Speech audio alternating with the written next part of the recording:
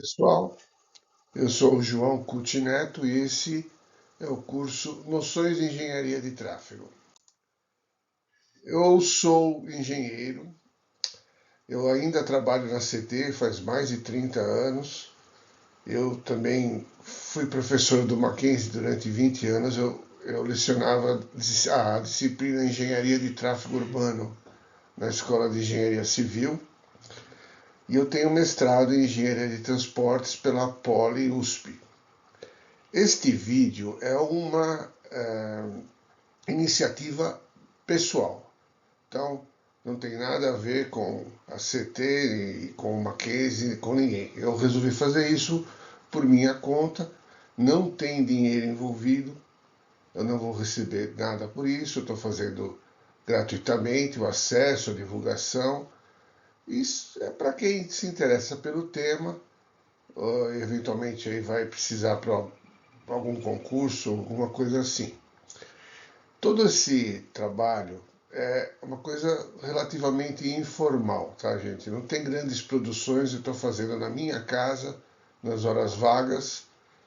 Eventualmente eu vou gravar alguma coisa à noite. Então, espero que vocês não liguem muito para a forma, mas se concentrem no conteúdo, né? Que eu vou tentar fazer o melhor aqui para deixar a coisa dentro de uma qualidade aceitável.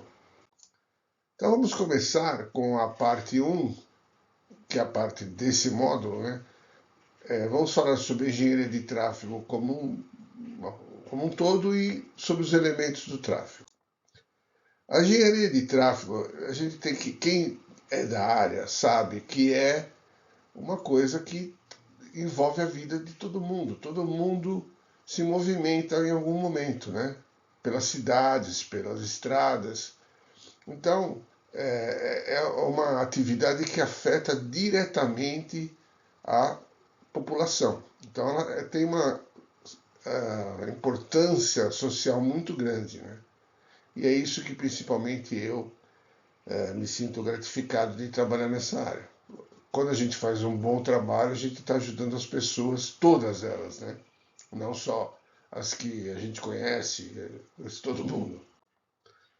Bom, em termos profissionais, a engenharia de tráfego é um campo promissor. Ele tem uma constante demanda por profissionais, principalmente depois da promulgação do Código de Trânsito que está em vigência, que foi em 1997. Porque esse código ele possibilitou a municipalização do trânsito, né? Que agora que eu estou vendo que a minha cara está aparecendo aqui no meio da linha. Bom, aqui está, possibilitou a municipalização do trânsito, que foi que as cidades puderam fazer a gestão do próprio trânsito. Até esse código entrar em vigência, apenas o Estado tinha essa condição, né? Essa autoridade, ele era o gestor do trânsito no estado todo, em todas as cidades, né? Agora, de lá para cá, não. Desde de janeiro de 98, cada município, se quiser ter o seu próprio órgão gestor de trânsito, pode ter. Isso está descrito no artigo 24 do Código, né? Compete aos órgãos e entidades executivas do trânsito dos municípios. E um monte de atividades aqui, eu só coloquei três. Planejar, projetar, operar o trânsito, sinalização, fiscalização, etc. Agora me ocorreu uma coisa, pessoal. Eu vou deixar. Isso eu não sei bem como é que faz, mas eu vou deixar de alguma forma os slides disponíveis para serem baixados. E aí o texto vai estar sem a minha cara aí, né? Atrapalhando. Mas agora a gente vai prosseguir dessa forma, tá bom? Bom, com isso, os municípios passaram a se equipar, a contratar profissionais e que não eram muitos no mercado, né? Gradativamente as cidades grandes foram montando seus órgãos de trânsito, depois as médias e assim por diante, né? Então, o campo de trabalho para o engenheiro de tráfego é basicamente três áreas, né? Nas áreas das empresas gestoras de trânsito, como eu falei, como é o caso da CT de São Paulo, a do Rio, lá eles chamam SET, né? Rio, a INDEC, Campinas, etc. Tem as empresas de consultoria, né? Muitas vezes os municípios não têm interesse em montar um órgão de trânsito, mas tem um problema para ser resolvido. Então ele contrata uma empresa de consultoria, faz o trabalho, entrega e o contrato acaba ali. Tem muitas empresas nesse ramo e elas precisam também de engenheiros de tráfego. E também um campo que cada vez está abrindo mais, que é o das concessões de rodovias, né? Em São Paulo tem uma malha viária bastante já privatizada e agora isso dá tendência de que vá para o Brasil, né? Para o resto do Brasil começar a privatizar as rodovias e precisa ter gente que saiba tratar do tráfego de uma forma técnica, né? E aí entram os engenheiros de tráfego. Bom, aqui a gente tem uma lista já de alguns anos aí, de 2016, da quantidade de municípios por estado que já tem os órgãos de trânsito, os órgãos fazem a gestão do trânsito, né? Tem um monte, infelizmente eu estou cobrindo aqui o total, mas é só uma amostra como esse campo é interessante, né, para quem gosta do assunto e quer ter uma opção profissional. Bom, o que faz o engenheiro de tráfego, afinal, né? Bom, vou falar algumas coisas, tem muito mais, né? Mas só para dar uma ideia, projetos de sinalização, né?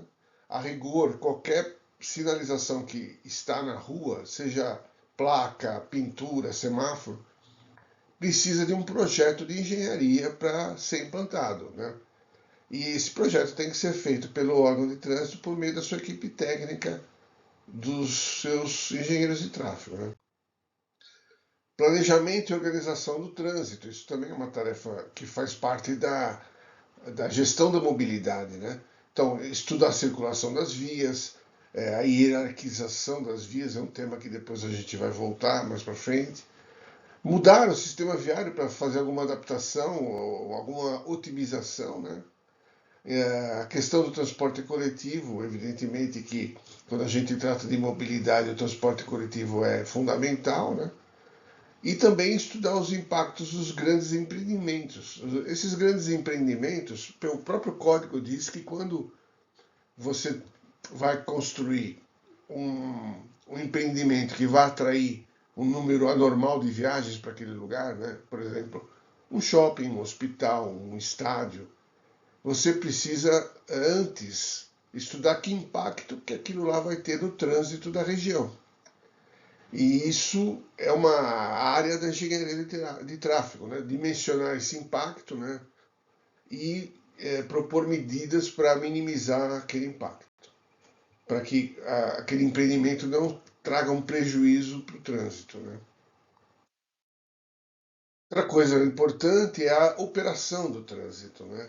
Operar o trânsito significa você fazer medidas de engenharia, medidas operacionais que são medida operacional é aquela que é feita para corrigir alguma coisa imediatamente, né?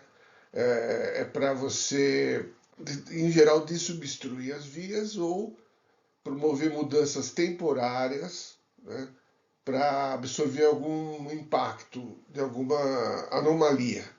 Pode ser anomalia planejada, né? Por exemplo, vai ter uma operação de Fórmula 1, né? A Fórmula 1 Interlagos é um caso.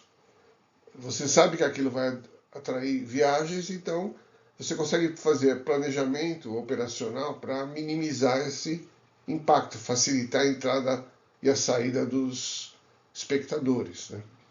Também tem as anomalias inesperadas, um acidente, um buraco que aparece na via, um caso de enchente.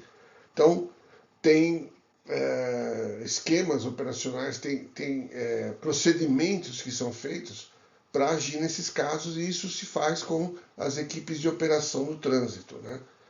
Os semáforos também são medidas operacionais, eles podem entrar dentro desse planejamento operacional, né? Desde que eles tenham um controle remoto, pelo menos, né?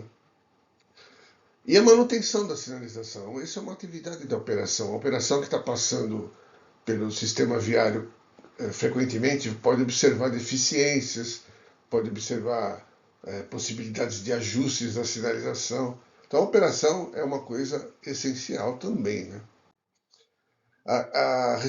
De uns anos para cá, a facilidade do acesso à tecnologia, né, permitiu o monitoramento remoto do tráfego por meio de centrais de controle. Né?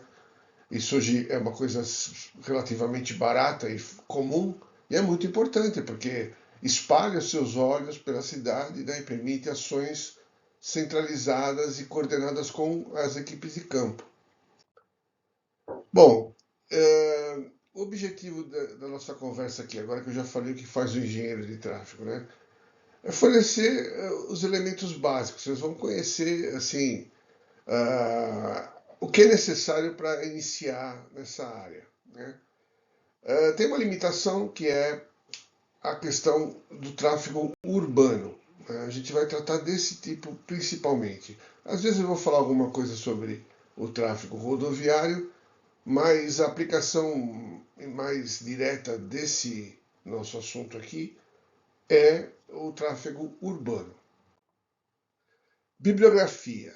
Olha, gente, não tem muita coisa em português sobre engenharia de tráfego. A bibliografia é meio restrita. Eu estou indicando aqui um livro que é publicado aqui no Brasil, mas ele fala sobre infraestrutura de transportes. Né? Ele, então, abrange não só o tráfego urbano, a engenharia de tráfego urbano, ele abrange rodovia, abrange ferrovia, portos. Né? Então, ele é um livro mais genérico. Mas ele tem a vantagem de estar em português e o conteúdo que existe sobre engenharia de tráfego é interessante, é coerente, é bem escrito. Mas vocês vão encontrar mais material mesmo na página da CT na internet. Eu pus o endereço aí.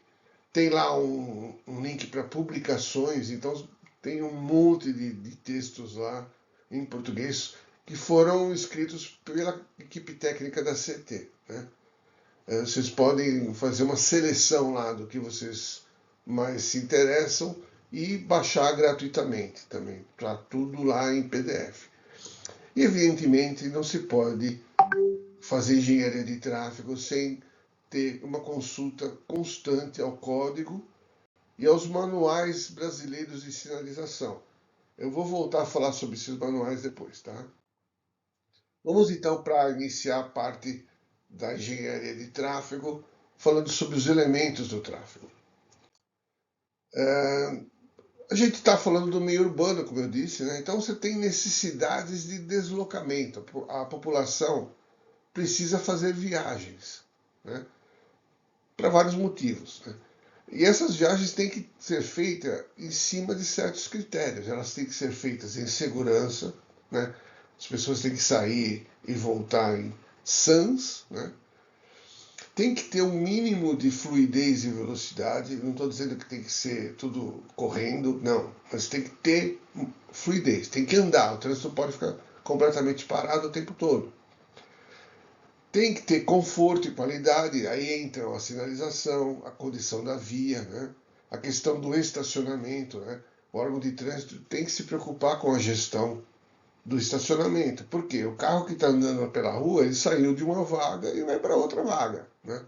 Então isso tem que ser estudado.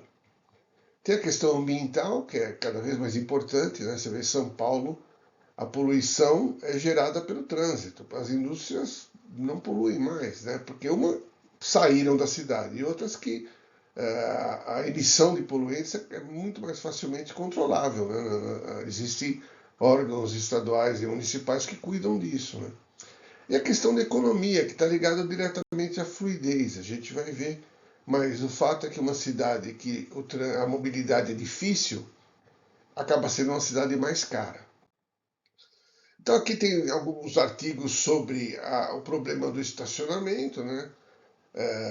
Tem até um pequeno gráfico aqui que fala sobre a comparação de São Paulo com outras metrópoles. Então, por exemplo, Paris tem 49 veículos para cada 100 vagas. Então, Eu não conheço Paris, mas imagino que lá não tenha problema para estacionamento, né? Berlim já tem, porque para cada 100 vagas tem 103 carros. E São Paulo, 132 carros para cada 100 vagas. Então, é importante ter uma política de estacionamento, né? Existe aqui em São Paulo a política da Zona Azul, né? Que é uma forma de você gerar rotatividade das vagas, né? Até vou comentar sobre isso agora mesmo, rapidamente. Muita gente acha que a Zona Azul é uma coisa arrecadatória, né? Cobrar para estacionar na rua pelo simples fato de buscar a remuneração. Mas não é isso. O espírito da Zona Azul é você gerar rotatividade. As pessoas só podem ficar 2 horas na mesma vaga. Então você consegue aí que uma vaga só seja usada por 4 pessoas no mínimo por dia, né? E que é importante para ajudar nessa gestão do estacionamento, porque vai faltando área para estacionar. É natural isso, né?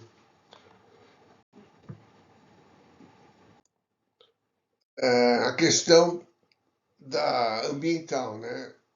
Então aqui, por exemplo, uma reportagem diz que respirar o ar de São Paulo por 2 horas no trânsito é igual a fumar um cigarro. Da onde vem essa fumaceira toda? Dos veículos, né? E é uma coisa que aumenta muito a poluição quando há congestionamento, porque aí os gases ficam concentrados numa pequena área e aquilo vai aumentando o número de partículas no ar e vai prejudicando quem está ali, né? A respiração das pessoas, a saúde das pessoas. Outro problema também é o barulho, né? O trânsito ele gera ruído, né? Os motores, o deslocamento das cargas e a passagem dos veículos sobre lombadas. Tem um monte de coisas que geram ruído. Isso pode comprometer também a qualidade de vida das pessoas, né? A questão da economia, né? Aqui tem uma reportagem, mais 2 caminhões para fazer as entregas. Qual que é o resumo aqui da história? O cidadão tem um caminhão para fazer entrega de determinado produto. Quando ele vê que não consegue dar conta mais de usar apenas um caminhão, porque o trânsito está lento e ele precisa fazer a entrega com 2 caminhões para ir um para um lado, outro para o outro, isso vai refletir no custo da mercadoria, porque ele vai a mais, um ajudante a mais, um motorista a mais, o combustível que vai ser gasto. Então ele vai embutir isso no frete. Na hora que ele embute isso no frete, o consumidor vai pagar mais caro, né? Então, quando eu falei em fluidez, eu me referi a isso, né? Você tem que ter uma velocidade mínima de, de deslocamento para não tornar a cidade inviável, né? Não estou falando aqui, não estou fazendo uma discussão a favor de velocidade alta. Não, não, pelo contrário, eu sou a favor da velocidade moderada para baixa, né? Mas ela tem que existir, né? Você tem que ter alguma previsibilidade do deslocamento, né?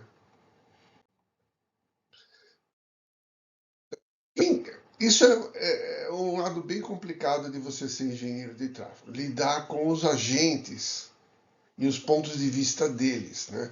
Os agentes do trânsito são usuários, aqueles que estão ali circulando, mas também quando um grupo de usuários da mesma região, da mesma rua, do mesmo interesse se juntam, eles formam uma comunidade.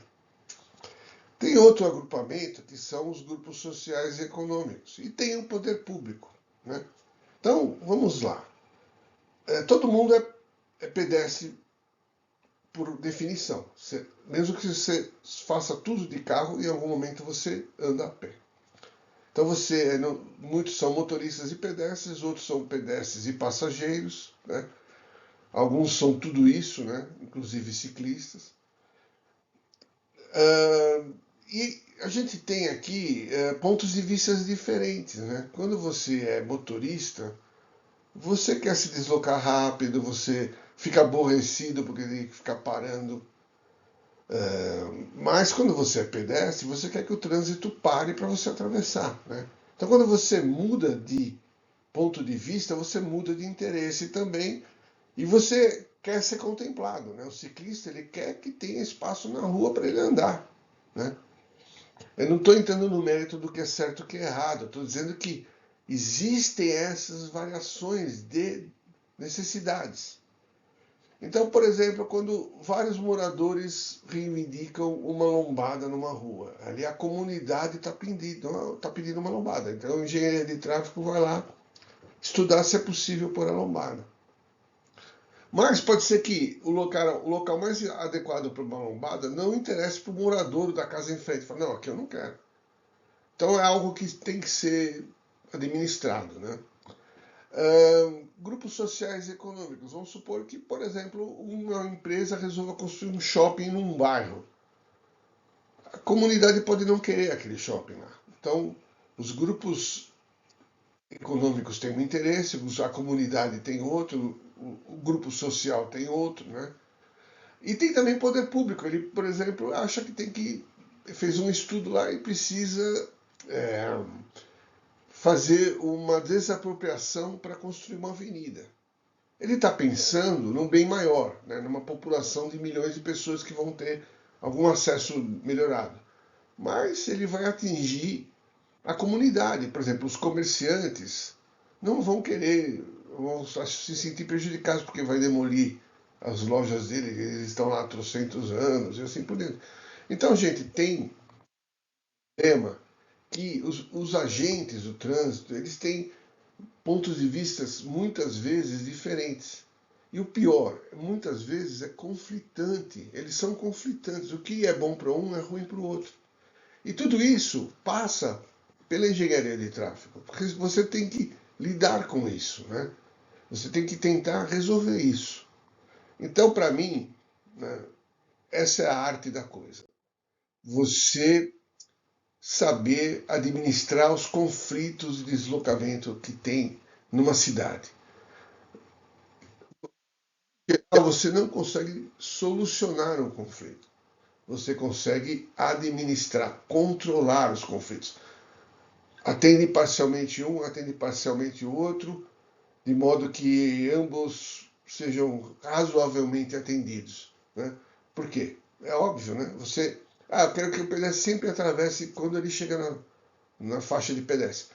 Você pode fazer isso, mas aí você vai tornar o trânsito inviável, né? Não vai ter aquela velocidade mínima que eu falei que precisa ter, inclusive para os ônibus, né? E os ônibus precisam deslocar, ou seja, nada é um atendimento integral de um interesse de um agente de trânsito. Você precisa administrar esses conflitos. E qual que é a missão então do engenheiro? Otimizar o uso do sistema viário, né? Controlando os conflitos. O sistema viário é uma mercadoria rara, né? Ela é insuficiente, né? Então você tem que extrair o máximo dela para permitir que todo mundo consiga se deslocar, todos os agentes, os pedestres, os ciclistas, os motociclistas, o transporte coletivo e assim por diante. Quais são as variáveis que estão convivendo no trânsito? A gente tem 4 variáveis: a via, o homem, o veículo e o ambiente. A via é aquela onde o engenheiro de tráfego vai trabalhar, né? Onde ele vai pôr a sinalização, etc. Né? A gente tem que lembrar que a via é todo o ambiente, tá, gente? Não é somente aquela parte preta onde os carros andam, né? Via é a paisagem, é a sinalização, são os postes, as árvores, os imóveis, os passeios principalmente, né? Então tudo que está ali na sua frente, todo o panorama é a via, tá bom? Já é uma coisa bem mais complexa, porque ele tem o comportamento que varia de pessoa para pessoa, né? E pior, às vezes o comportamento de uma mesma pessoa varia conforme o estado emocional, no mesmo dia, inclusive, né? E o comportamento é uma coisa que é difícil de você mudar, né? Mas quando a gente trabalha na engenharia de tráfego, você precisa mudar alguns comportamentos para resolver questões voltadas à segurança, principalmente, né? Como é que se muda o comportamento de uma pessoa? Bom, se convencionou na engenharia de tráfego falar que existe um tripé clássico de atuação, que são os 3 Es: engenharia, educação e fiscalização. Quer dizer, fiscalização não é com E, mas esses 3 Es vêm da literatura americana, né? E em inglês fiscalização é enforcement. Aqui no Brasil tentou se adaptar para esforço de fiscalização, né, para ficar 3 Es, mas no fundo é fiscalização. Então, como que isso funciona para mudar o comportamento das pessoas? Bom, a primeira coisa, você imagina uma ação de engenharia para melhorar o trânsito. Depois você explica para as pessoas como aquilo funciona. E finalmente você fiscaliza para que aquilo seja cumprido, né? Então, o exemplo clássico é o cinto de segurança. A engenharia lá atrás, né, descobriu que o cinto de segurança dentro do carro ele era um fator importante para melhorar a segurança, né? Ele impedia que a pessoa batesse com o rosto no para-brisa ou no painel do carro, e mais ainda, impedia que as pessoas fossem ejetadas do carro em acidentes. Ou melhor, em sinistros. Gente, não se fala mais acidente de trânsito, é sinistros de trânsito. Só que eu não vou conseguir me controlar, falo acidentes há 30 anos, de vez em quando vai escapar, tá? Mas quando eu falar acidentes, ouçam sinistro, por favor. Então, o cinto impede que as pessoas sejam ejetadas do carro. Essa é uma das grandes causas da mortalidade. Então foi desenvolvido o cinto de segurança e precisa fazer com que as pessoas usem, né? Porque quando o cinto de segurança começou a fazer parte obrigatória dos veículos, as pessoas não usavam, era um incômodo, era uma chateação, pôr o cinto, não sei o que mais. Aí, aqui em São Paulo começou-se uma campanha, eu falo São Paulo porque aqui foi o primeiro lugar onde foi intensificado o uso do cinto, né? Começou uma campanha na época, rádio, televisão, outdoor, né, aqueles painéis de publicidade que ficam na rua, que inclusive não existem mais em São Paulo, ainda bem.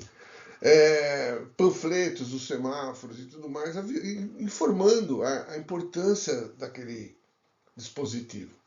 Até que um belo dia, literalmente do dia para a noite, né? Ou melhor, da noite para o dia, falaram, a partir de amanhã quem não usar o cinto vai ser multado. Isso mudou o comportamento. São Paulo hoje tem um dos maiores índices de uso do cinto de segurança do mundo, né? Acima de 95% dos motoristas usam cinto. Bom, isso funciona então, você consegue mudar o comportamento com essa aplicação, só que tem que ser uma coisa contínua, você não pode simplesmente fazer uma vez e largar a mão. O engenheiro de tráfego tem que investir nesse tripé o tempo todo para que os comportamentos sejam aperfeiçoados e as pessoas não morram no trânsito ou tenham mais facilidades de deslocamento e mais segurança, etc. Aqui eu estou citando alguns casos de sucesso na mudança de comportamento, respeito à travessia de pedestres, por exemplo, né? Que é tem lugares no Brasil que o pedestre coloca o pé na faixa, os veículos param, né? Isso não foi obra do acaso, né? Foi aquela aplicação que eu acabei de falar. Ou mesmo a questão do consumo de bebidas alcoólicas, né? A lei seca que imperou mais fortemente há pouco tempo atrás evitou muitos acidentes, porque as pessoas passaram a não beber quando fossem dirigir, né? Isso é uma coisa importante que tinha que ser, como eu disse, lembra, aplicação contínua? Tem que ser uma aplicação contínua para reduzir esse hábito, né? Ou eliminar esse hábito, que seria o ideal. Aqui uma reportagem falando sobre essa questão dos pedestres que são respeitados em algumas cidades, mas é uma coisa um pouco antiga, mas o fato é que existem lugares assim e estão crescendo no Brasil, ainda bem. O veículo, a terceira variável, o engenheiro de tráfego ele não opina diretamente na construção dos veículos, né? Mas ele participa de outras discussões, como a legislação, por exemplo, né? Mas o fato é que os veículos hoje em dia são muito mais seguros e ajudam muito na redução das fatalidades no trânsito, né? Houve uma mudança de concepção dos veículos. Antigamente os veículos eram rígidos, eram fortes, chapas grossas, né? Como é esse caso da foto aí, porque tinha-se a sensação errada de que quanto mais forte fosse o veículo, melhor para os ocupantes, quando na verdade isso é o contrário. O veículo sendo muito resistente, a energia do impacto, quando sai um sinistro, vai ser transmitida para os ocupantes.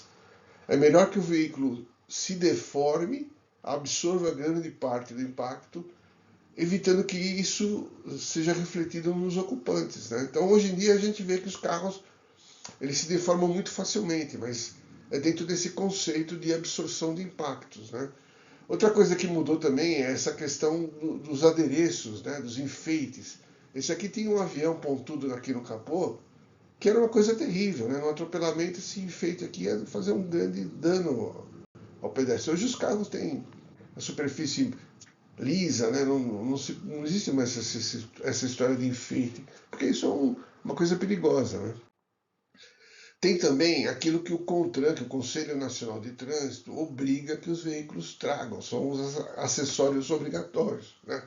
O encosto de cabeça, é, cinto de segurança, tem uma série deles, né? E eles são classificados em itens de segurança ativa ou passiva. Segurança ativa é aquela que está sempre em ação. Está sempre, por exemplo, o freio ABS, que é aquele sistema que impede o travamento das rodas de um veículo, né? Quando você freia bruscamente. Toda vez que você aciona o freio, ele vai entrar em ação. Pode ser que ele evite o travamento ou não, dependendo da pressão no pedal, mas ele está em ação. Segurança passiva é aqueles que só vão entrar em ação quando houver necessidade, por exemplo, no caso de uma colisão, que é o caso do airbag. O airbag está lá no seu carro. Tomara que você nunca precise que ele entre em ação, mas se houver uma colisão frontal, ele vai abrir e vai reduzir os danos dos passageiros. Bom, então, como eu disse, o CONTRAN que regulamenta, né? Então, isso vai evoluindo ao longo do tempo. Até alguns anos atrás não era obrigatório ter ABS ou airbag nos carros brasileiros, hoje em dia já é. Existem previsões de novos itens de segurança serem incorporados, né, como a gente está vendo aqui. Então, gradativamente, as montadoras vão sendo obrigadas a incorporar os itens que o CONTRAN determina por lei, né? Um aspecto que é importante para os veículos, conhecer dos veículos, para o engenheiro de tráfego, são os raios de curvatura deles, né? Porque quando você vai dimensionar um estacionamento, um retorno de rodovia, um retorno, uma alça de pista expressa, alguma coisa assim, existem gabaritos que mostram o espaço que aquele veículo precisa para fazer as manobras, né? Isso faz parte do projeto, da via, e o engenheiro de tráfego precisa conhecer, então, nesse aspecto. E tem a última variável que é o ambiente. E o ambiente não é controlável pelo homem, né? A gente está cansado de ver experiências drásticas em relação a isso, mas o que é possível fazer é a engenharia de tráfego tomar medidas preventivas, né? Principalmente em relação a enchentes e a neblina.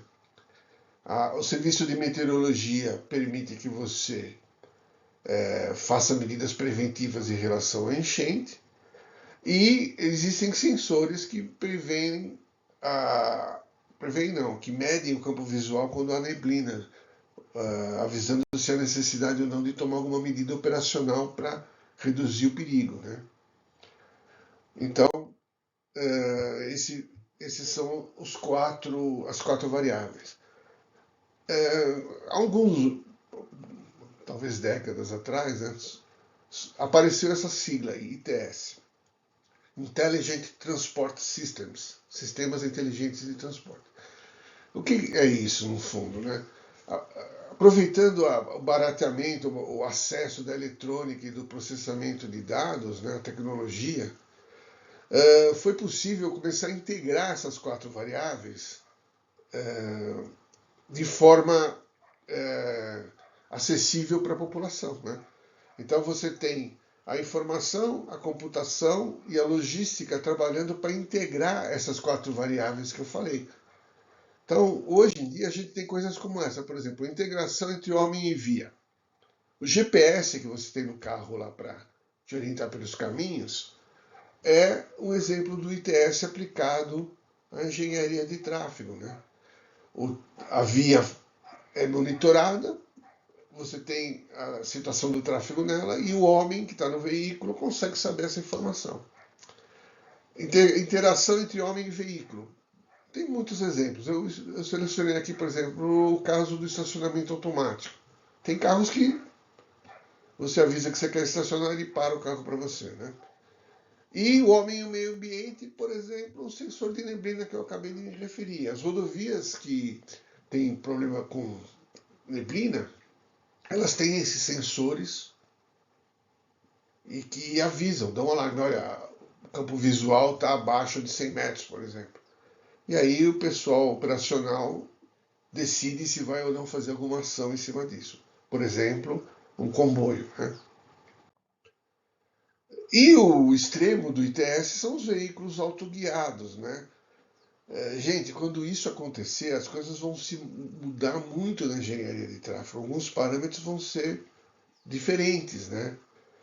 A capacidade das vias vai mudar, a sinalização vai mudar, vai haver um monte de diferenças em relação ao que é hoje, porque quem faz tudo hoje é o homem, né? E vai ter uma hora que parte do deslocamento, da mobilidade vai ser feita por máquinas.